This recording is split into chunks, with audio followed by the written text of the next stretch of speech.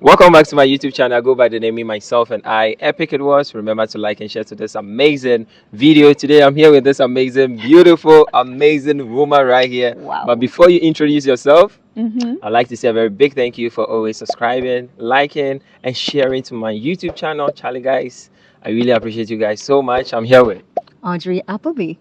why you said wow. Because you said amazing. Thank you for that. I appreciate that. Oh, you're so welcome. Where are you Yeah. from? I'm originally from Jamaica, but of course I grew up in both Jamaica and the United States. Wagwan.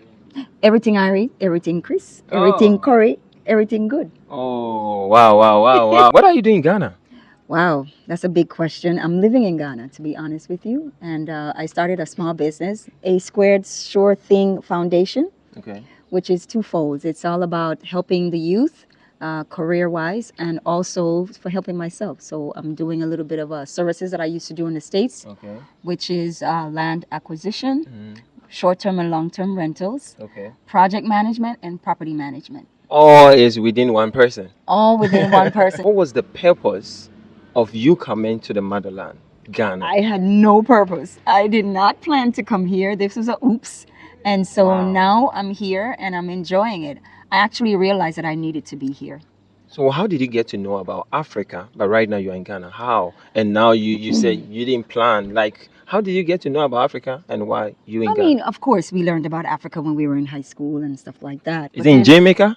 Yeah, as in Jamaica, in the United States, they teach you about, when you do geology, I think I said it wrong, geology. So you do get to study the different countries, different Okay. continents, stuff like that. Mhm. However, for me to be able to get to Africa itself was I started watching YouTube videos. Okay. But you said you were studying Africa in school. What Yeah, was we- the difference between the school and then the YouTube videos you're watching? I mean, when you're studying in school, it's the typical history, the typical science, the typical subjects that you're supposed to learn. Okay. And part of that is to learn about the different continents and the Okay. world on a Okay. whole. Okay. So you hear, you understand, okay, continent, Africa, stuff like that. But as far as knowing anything about Africa other than the negativity that was portrayed to us, Like what?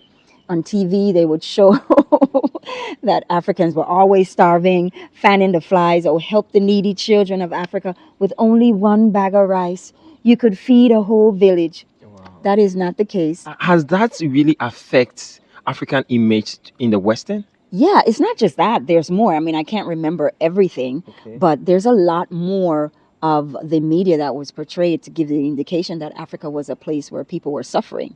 There was a lot of cannibalism. Okay. You're going to be eaten by lions and tigers, all that stuff. So no one ever really portrayed Africa as it is being portrayed now, Okay. knowing and understanding that people are truly, really living their best life here. Not knowing that and coming for the first time and seeing that, it's almost like you realize that you've been lied to all your life. Have you been eaten by any lions? Well, the last time I checked, I'm still whole. I do work out and do all my things, so no, I'm fine. Wow, that is so amazing. It is. Wow. There is a history between Ghana and Jamaica. Can you tell us a little bit history about that? Well, for the most part, a lot of the people from Jamaica were from Ghana and or Nigeria. Okay. And doing our research of our heritage, particularly my brother, when he did his ancestral, it says his family was from Nigeria. Oh. I, in turn, was told that from my mother's side, from Sierra Leone. Okay. So the western part of Africa played a role in our history in Jamaica and most of the Caribbean. So that's how we became to understand that, okay, we're from the motherland. And it's been taught to us through music as well. Okay. You talk about Bob Marley, Peter Touch, all those old reggae artists that was giving us the understanding of our true sense of who we really are. Never paid any attention to it until we became knowledgeable to know that, okay, wait, there's a mystery here that we need to find out what's going on. Wow. So what's going on? What's going on? People are living and I'm loving it. I'm living my best life, kind of, sort of, but I can't complain. You can complain. People here are surviving, and I love that. When you look around, one of the things I always point out, Ghana is filled with hustlers. You see people on the road, they're selling. They're not really, you don't have that where people are sitting around waiting and lurking in the bushes, waiting for you to jump and prance on you to take what you have. People are actually working hard. they're in the streets, they're selling, doing whatever they can to make the money that they need in order for them to do what they need to do for themselves. Wow. Right? And I love that about Ghana. Wow. And I would never take that away, because it just shows that in their mindset, it's not about sitting around waiting for somebody to help them per se, Yeah. even though they do ask for help, Mhm. but it's not in the sense where they don't know how to take care of themselves. Okay. So that's what I love about Ghana. The hustle. Yeah, we the hustle, Charlie. Hustler. You know, be small for you. You know, we the hustle for you. Them not in the talk. You but what's some of your culture shocked in Ghana? It wasn't really a culture shock for me, other than the language. I wish I knew I could really grasp on the language a little bit better. And I say it's not a culture shock because when you grow up in the Caribbean, Okay. there's so many similarities. You know, when you look around, you see all that green stuff. Same thing in Jamaica. I see the homes unfinished, the same thing. People working hard, the same thing. same thing. Big mansions in the middle of nowhere, the same thing. The food is similar. Some. Okay, what are some of the food? Some. Because in Jamaica, we have a little bit more variety of food.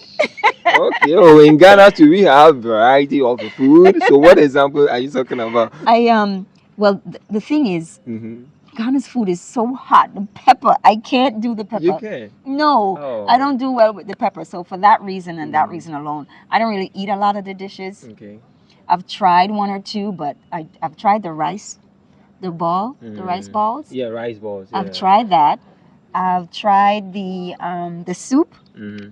and I've done red. What do you do when you cut up the plantains real small and you fry them? When they chop the plantains real small. Kilawele. I like that. There's a couple other things. The rice and beans. Do you have kelewele also in the Caribbean? I mean, we don't call it kilawele, but I mean, it's just It's the same. it's the same. Plantain is plantain, Plantain and is however you plantain. cook plantain is always It's good. always good. You understand? But let's dive into how Ghanaians, treat you, getting to know that you're from Jamaica. All right, so it's kind of bittersweet. So they look at you as a diaspora and a foreigner, and so automatically they think you have all this wad of bag of money, on your backpack. You're carrying all this money, so they want you to pay them, give me.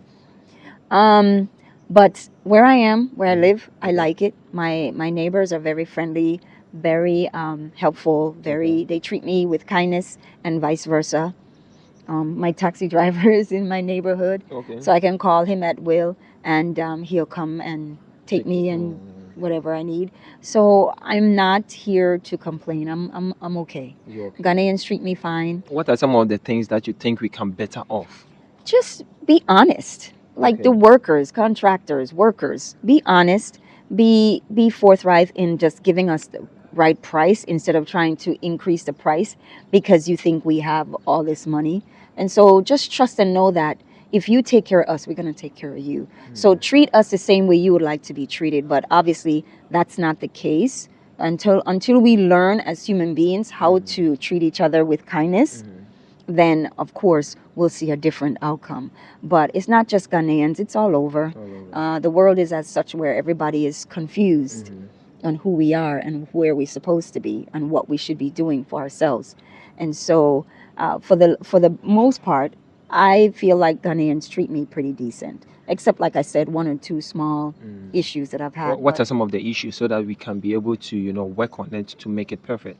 Renting. I think landlords need to be more honest and truthful in their pricing, and don't jack up the price just because I'm not from Ghana.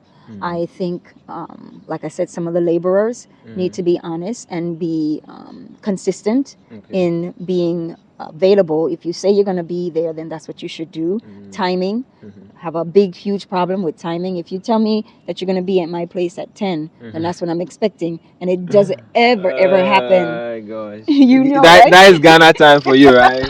Because something Ghana time.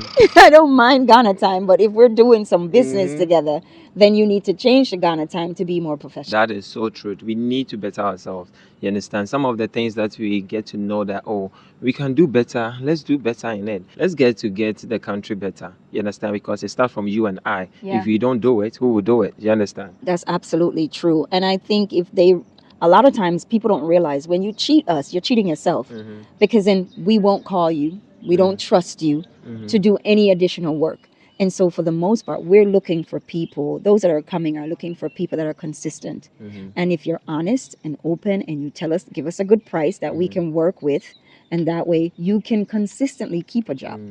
Because we believe in reference when you do reference checks. So if you're telling me that you're going to come and you're going to build me this platform or bed or whatever it is, and you don't show up, then the next person going to come, hey, you remember Ricky? Ricky said he can make a bed. Did you work with? No, I can't recommend Ricky to anybody. You know, and so that's what we do. If we find someone that we can trust and work with, we'll tell our friends, and it'll just keep going. And that person will consistently keep a job. Why is this so important for diaspora coming back home? You have no idea how trapped you feel in the West.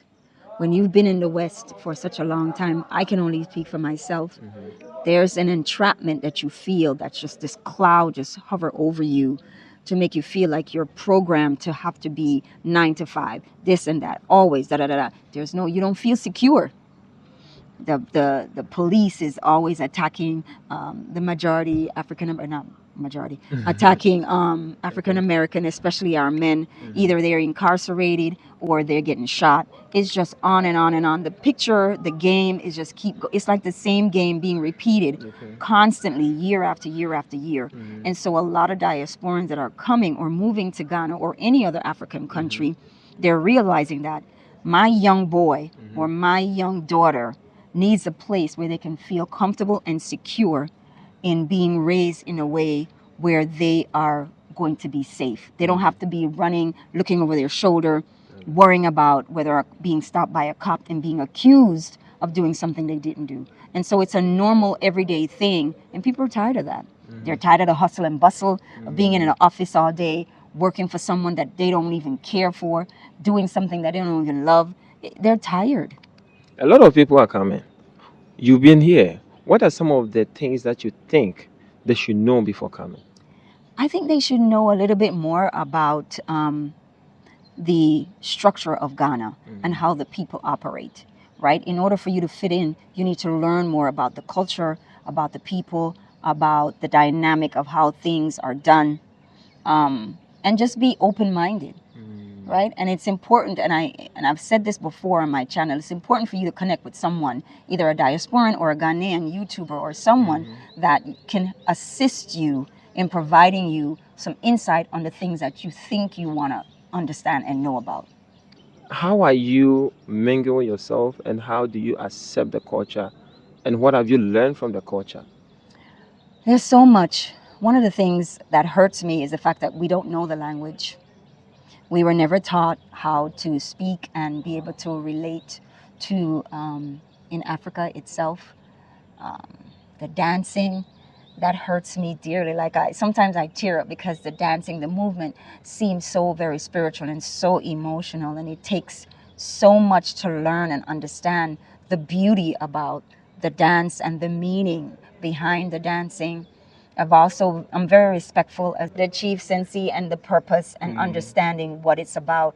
Of course, since politics and religion has taken a hold of that, it has ripped the true nature of the chieftaincy apart in my mind. And I don't want anybody to come at me, but just understanding what that was about initially and the beauty behind that have changed drastically. Okay. The other thing is just respecting the way when a lady gives birth, I understand that they have to stay in the house for a period of, I think, 30 days. Yeah. Right? And learning and understanding that there's some beauty in that, because in the West we don't have that. Right? And when you give birth, and sometimes you have to go back to work right away. Yeah, and so that's your true. body, your mind, your mentality does not get to replenish the way it should, You should. so that you can come back out to society and be able to function. And that is something that I think we would love to have been able to understand the true nature of that and why that is the case. That is something that I look at, and I think it's a beautiful thing. A lot of people think you have to just come and retire. People are now starting to be open, Okay. be aware. It's if I knew what I knew now, I probably would have been here 40 years ago. So going back to your question, in reference to those that are just coming to retire, is because they are now learning, they are now understanding. It is now being clear to them where they need to be. And because they have worked their whole life in an environment, now they want to say, okay, I've had enough. Where would I want to be to spend the rest of my life? Is to go somewhere where I actually truly know this is where I belonged. And so that's why you're seeing most people that are coming that are retired. But things are changing. A lot more young people are coming, and they're finding roots, and they're planting their feet in Ghana and in other African countries, because they're realizing and recognizing, they're learning more, they're understanding more. It's the awakening, so to speak. If you have an awakening message for the youth out there, what would be your awakening message for them? I would say come and visit, not just a party, but come and visit and just learn the nature and just see for yourself how you can be your best version of yourself, because there's a lot of opportunities here, business opportunities. It may take you a little bit to get familiar with everything, but there's a lot of opportunities here that you can make some good money, and you don't have to have $1 million in order to live in Ghana, even though it would be great to do so. But at the same token, you can start with just a small lump sum in your pocket. Come, see, feel it out, and see what you can do. I met quite a few young people that one guy I know, he came here because of my YouTube channel. I was very proud of that. Shout out to William. Wow, shout out to you. He came. I mean, he's watched other videos, but he came, we met, and he decided to stay. He left everything from the States, came here and decided to stay. He's going to do his business here. He has a lot of goals and a lot of aspirations, and he is doing very well. What are some of the things that you think they can do? Because we can say it, like you can say, oh, come, there is so much opportunities. Oh. There's so much. What are some of the opportunities that you want them to know? Let's see. Just give like 2 or 3. Like, 2 or 3? Yeah, just 2 or 3. Not too much, you understand? I know, right? You see me, right? I'm like trying to give something. Okay, so something that I wouldn't do, moving company. Okay, people, there's not a lot of companies here, or not any, if I'm not mistaken, for people to say, call and say, I need to move from point A to point B. Oh, okay. There's not a lot of vehicles here. So if you have some money, you Bring can your- come, get you some trucks, and have a moving company. Also, if you are inclined to be so smart enough to be technology savvy, we would love another service provider, phone service provider, data service provider. So if you are very inclined, cheap one. so yes, so that's 2 already I've given. You single? Yes, I am. Okay, so if someone out there, maybe a Ghanaian, do you think it's possible the person can connect with you if they want you? Let me tell you something. I'm not picky. However, I do have a certain preference. Tell them. I am. Believe in honesty and bring your own money. If you are interested in being with me, you have to come with the same mindset as me, working towards building, growing, serving, honesty, trust, loyalty. I don't have time for the games anymore because I'm not young. So therefore, we can work out, do things together, work out, help change some people's lives if necessary, and do things that will be abundantly fulfilling, not just for us per se, but also for the community. All right, thank you so much for joining Epic Awards. Where can they find you? Okay, so my YouTube channel is called Audrey Appleby 8531 on YouTube, and also you can email me. It's the same name, Audrey Appleby 365 at gmail.com. If you have any questions or you're interested in any of my services. In this case, we say peace out. Peace out.